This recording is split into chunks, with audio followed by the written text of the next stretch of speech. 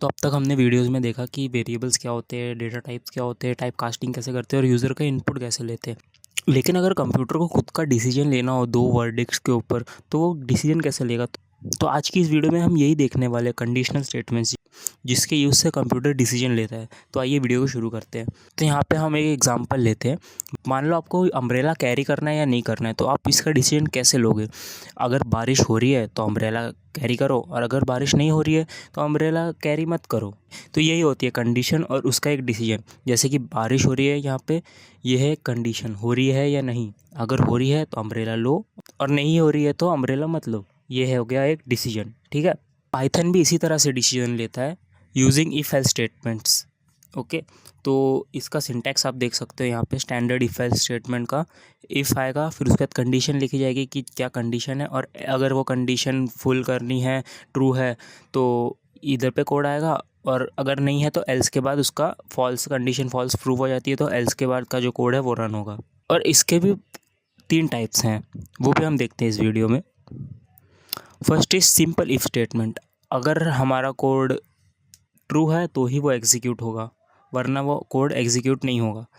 और if else statement में क्या होता है, अगर कोड ट्रू है तो भी एग्जीक्यूट होगा, या फॉल्स है तो भी वो एग्जीक्यूट होगा, लेकिन दूसरे डिसीजन के साथ। ओके, और एल इफ़ यूज़ होता है मल्टीपल इफ़ एल्स स्टेटमेंट्स के लिए, शॉर्ट फॉर्म, जैसे कि इफ़, एल इफ़, फिर उसके बाद एक और एल इफ़, ऐसे लगा के हम मल्टीपल स्टेटमेंट चेक कर सकते हैं। जैसे कि एक स्टूडेंट के मार्क्स 10 से नीचे हैं, 20 से नीचे हैं, 30 से नीचे हैं, या फिर 40 से नीचे है, ऐसे। तो आप इसको कोड से बेटर समझ पाओगे। तो चलिए वी एस कोड में चलते हैं।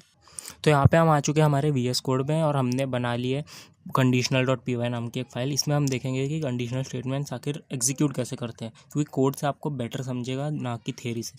तो सबसे पहले हम देखते हैं इफ़ स्टेटमेंट। तो इफ़ स्टेटमेंट मोस्टली यूज़ होती है, जैसे कि मैंने बताया कि सिर्फ एक कंडीशन अगर ट्रू हो, दिखानी हो हमें, तो हम उसके लिए इफ़ स्टेटमेंट यूज़ करते हैं। एल्स का कोई रोल नहीं है उसमें, क्योंकि लाइक आपको बताना है कि एक चीज़ ट्रू है तो उसे एग्जीक्यूट करो, वरना उसे एग्जीक्यूट करो ही मत। तो उसमें एल्स का कोई रोल नहीं आता, तो इसलिए सिर्फ हम यूज़ करते हैं उसके लिए सिंपल इफ़ स्टेटमेंट। तो आइए उसको देखते हैं। जैसे कि हम यहाँ पे देखते हैं, हमने ले लिया एक variable age is equal to 20, ठीक है।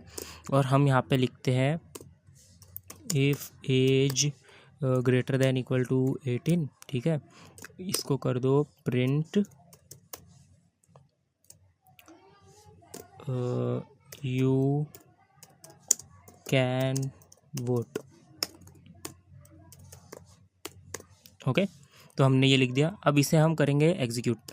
तो हम जैसे टर्मिनल में लिखते हैं पाइथन और आगे फाइल का नेम, तो एंटर दबा के करते हैं इसको एग्जीक्यूट, ठीक है। तो देखिए एज हमारी थी 20, विच इज़ ग्रेटर देन या फिर इक्वल टू 18, मतलब 18 से बड़ी है, और इसीलिए हमारे इसमें आ गया आंसर कंडीशन का डिसीजन ट्रू, मतलब कि यू कैन वोट, ठीक है।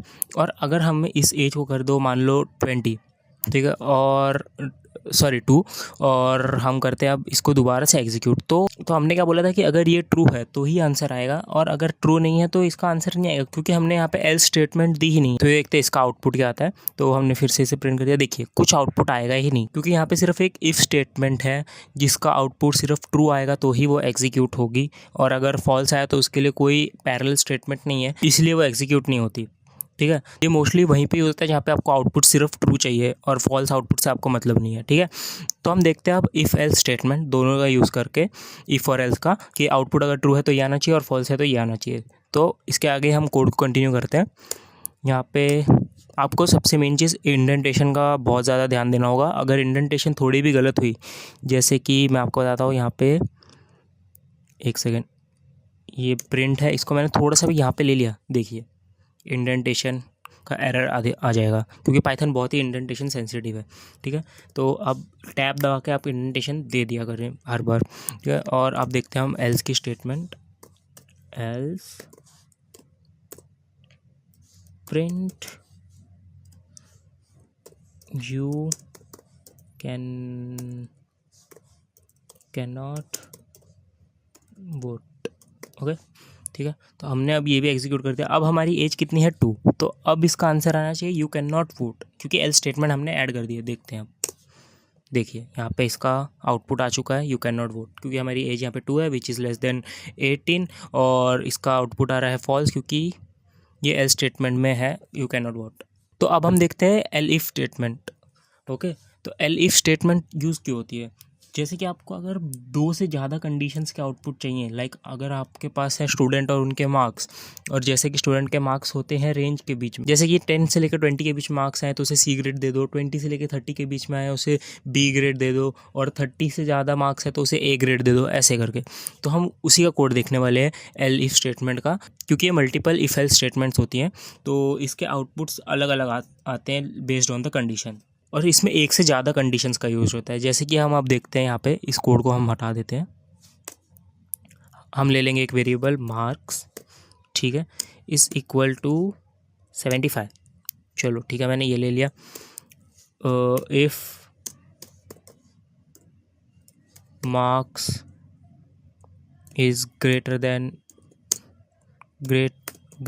इक्वल टू, खोलो 75 से ज़्यादा हुए तो इसे हम दे देंगे प्रिंट ग्रेड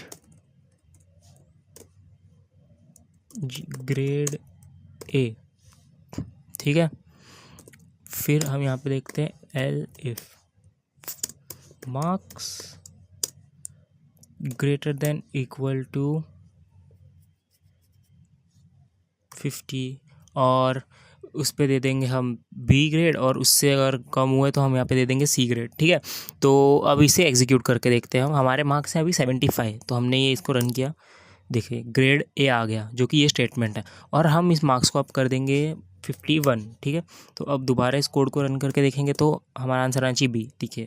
अभी 50 से ज़्यादा और 50 के इक्वल हुआ तो बी ग्रेड मिलेगा, और हम दोबारा भी मार्क्स को कर देंगे यहाँ पे 10 या फिर 11, और अब हम इसे रन करेंगे तो हमारा आना चाहिए सी ग्रेड, ठीक है। देखिए सी ग्रेड भी आ चुका है यहाँ पे। तो यही थी हमारी एल इफ स्टेटमेंट, जो कि मल्टीपल कंडीशंस के बेसिस पे होती है, like multiple if and else statements के बेसिस पे होती है, क्योंकि हर बार किसी चीज़ का आउटपुट सिर्फ 2 चीज़ें डिसाइड नहीं कर सकती, ट्रू या फॉल्स। मैनी केसेस में आउटपुट ट्रू या फॉल्स से भी ज़्यादा, मतलब क्या बोलते 3-4 आउटपुट्स भी हो सकते हैं एक ही कंडीशंस के, तो उस पर डिपेंड करता है कि कौन सा स्टेटमेंट आपको यूज़ करना है, इफ स्टेटमेंट यूज़ करना है, या फिर एल्स इफ यूज़ करना है, या फिर एल इफ यूज़ करना है। तो आज के वीडियो में इतने। तो आपके लिए एक टास्क है कि आपको एज के हिसाब से बताना है कि सामने वाला पर्सन जो है वो चाइल्ड है, अडल्ट है, या फिर सीनियर सिटीज़न है, अकॉर्डिंग टू देयर एज। और आपको ये कमेंट में प्रोग्राम लिखना है इसका, तो आपको बताना भी है कि ये इसमें कौन से स्टेटमेंट यूज़ हो गए, इफ़ स्टेटमेंट या फिर इफ एल्स स्टेटमेंट या फिर एल इफ स्टेटमेंट, और क्यों यूज़ हुआ है।